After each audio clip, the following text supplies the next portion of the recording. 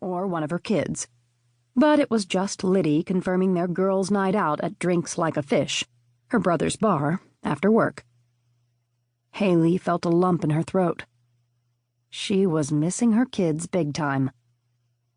Gemma was attending the University of Maine at Orono, studying for a bachelor degree in animal and veterinary science, and Dustin had recently been awarded a huge opportunity to spend the spring semester in Boston, taking a college prep course in graphic design at the Massachusetts College of Art and Design. She was so proud of them. But they were growing up so fast. It scared the hell out of her. She hated to admit she was suffering from a bit of empty nest syndrome. For so many years, she had dragged those kids out of their beds to get ready for school, made them lunches, yelled at them to finish their homework. She had grown so accustomed to her roles as guardian, caretaker, and drill sergeant, she was a little lost now that those roles no longer needed to be filled. It was tough going home after work to an empty house. She still had her loyal and loving dog, Leroy, and her demanding and moody cat, Blueberry, but it just wasn't the same.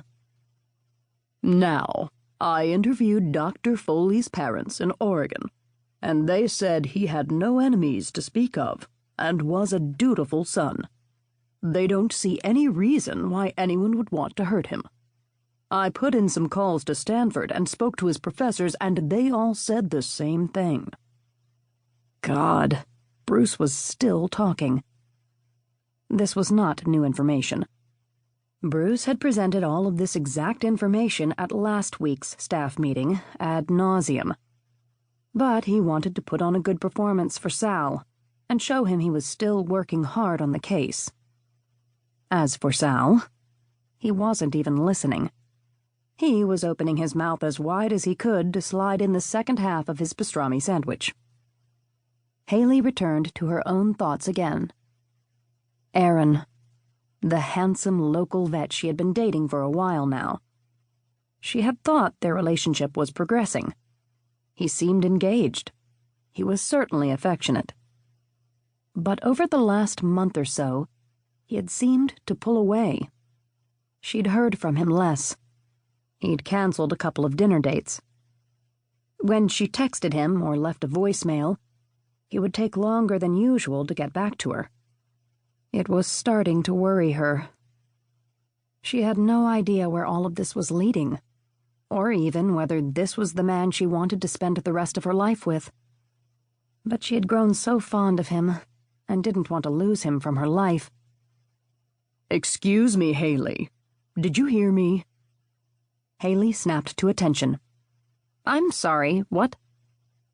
"I asked you a question," Bruce said, scowling, arms folded across his chest. "I didn't hear it," Hayley said, clearing her throat. "Could you repeat it?" "Am I boring you?" Hayley bit her tongue.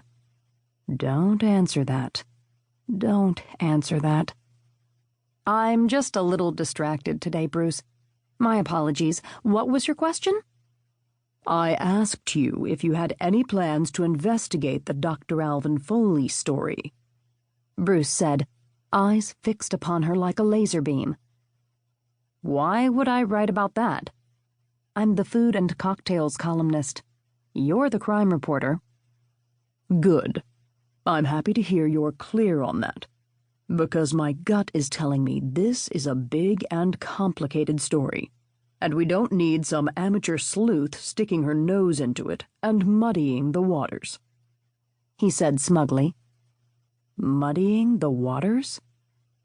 Hayley couldn't even count the number of times she had jumped into a criminal investigation in the recent past and did Bruce's job for him, and she still let him take all the credit in his own column. He should be on his knees thanking her. But she decided to stay mum. She simply nodded in agreement and let him continue his one-man show. Hayley had zero plans to interfere with Bruce's fact-finding mission anyway. She was too preoccupied with her personal life. Or lack thereof. Besides, there was another story, completely unrelated to the strange case of the missing scientist, that was about to run.